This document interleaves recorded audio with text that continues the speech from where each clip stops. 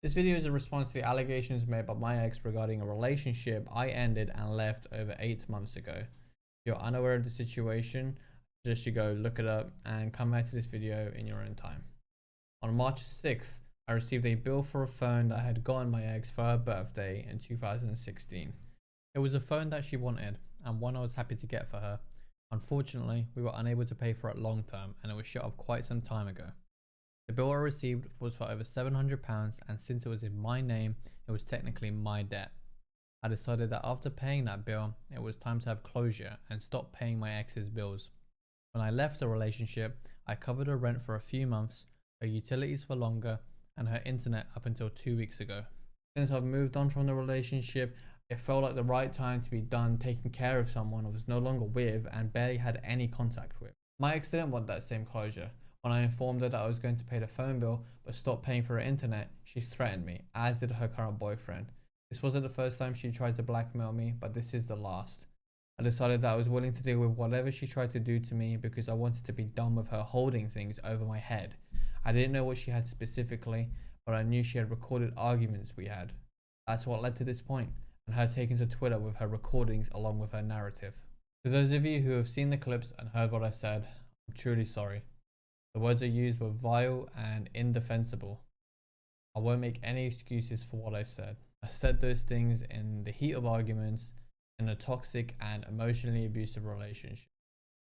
I can't take back what I said, but I can and have been bettering myself the last 8 months. Leaving that relationship was the beginning of me making the changes that were needed for me to improve myself. This no way erases what I said, but it does mean I'll never speak like that ever again. While I admit and take responsibility for the words I said, I never ever physically abused my ex. Her alleging any physical abuse is completely false. The reason I've been away for 2 weeks and it's taken me this long to respond is because I'm being accused of a very serious crime. Crime that's disgusting and reprehensible. Over the last 2 weeks, I've been protecting myself from any further allegations. Since my ex has no qualms about lying about what transpired during our relationship, I have no question that she will attempt to lie about being abused and potentially attempt to falsify any evidence to prove our lies. As my ex has admitted publicly, there is no evidence of any physical abuse. The reason there is no evidence is because it didn't happen. The police report she has referred to was not made in the way she's insinuated. While we lived together, we had neighbors who harassed us. Their harassment came to a head when they decided to call animal welfare and alleged we were neglecting our dogs. Once animal welfare came and saw that our dogs were well looked after, they left. And then several hours later, the police came to our house saying they were told I was abusing my ex and that she had bruises on her face. The police came in our home, interviewed us together and separately, saw that she had no bruises on her and found no evidence of abuse. That is all that will be in that police report.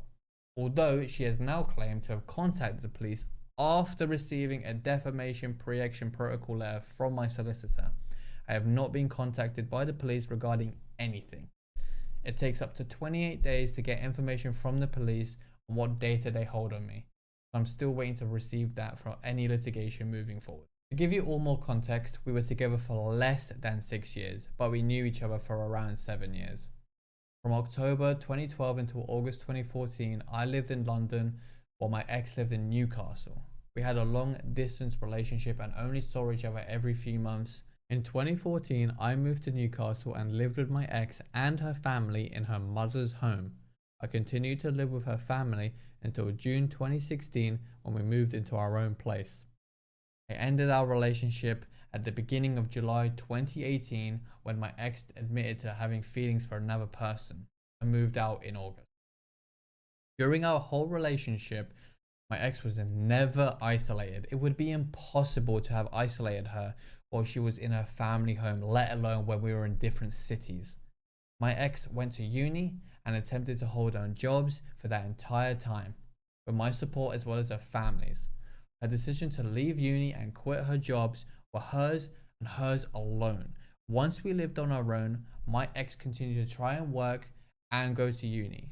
She still had regular contact with her family came to our home, and she went to theirs. The only time she didn't see her family was when she made those decisions on her own. By her own words, she didn't like leaving the house. That's been the case the entire time I've known her. The clip regarding me withholding food as punishment is another false claim. It's laughable that she would try to even make this claim. My tone in the clip is sarcastic because I wasn't being serious. I paid for everything in our relationship for years, including our food. My ex ate what she wanted, when she wanted. Not only did I buy her food, but I spent money that I didn't have in order to feed her the expensive takeaways that she demanded. Even when money was tight, I did my best to make sure that we both ate. And after I left the relationship, I continued to pay for her food when she needed and asked for it. Ironically, while we were together, my ex would refuse to eat as a punishment to me. These clips are brief, out of context moments in a relationship that spanned over years. The context my ex has given with her captions are lies meant to paint me as an evil person. She claims that I said those things and spoke to her like that almost every day for 6 years. I did not. She knows I didn't. Her family knows I didn't. Our friends know I didn't. We had fights. We had fights where hideous words were exchanged near the end of our relationship, where both of our infidelity had taken a toll.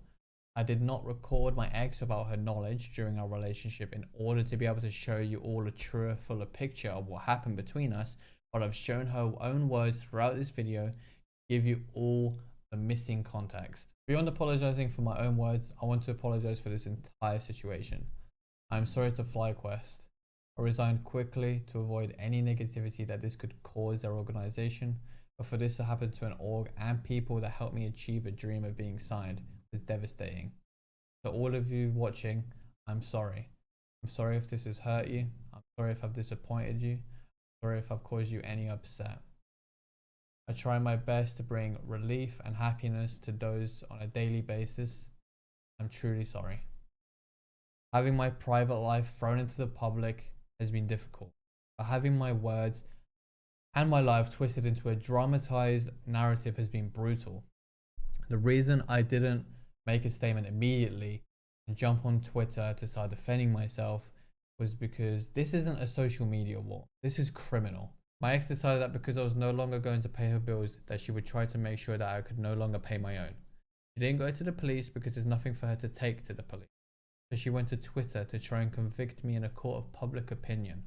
I readily admit I was unkind and cruel at times in my words in the relationship, but I was not the hideous monster my ex has attempted to paint me as. I'm not willing to sacrifice my livelihood because my ex is upset that I stopped paying her bills.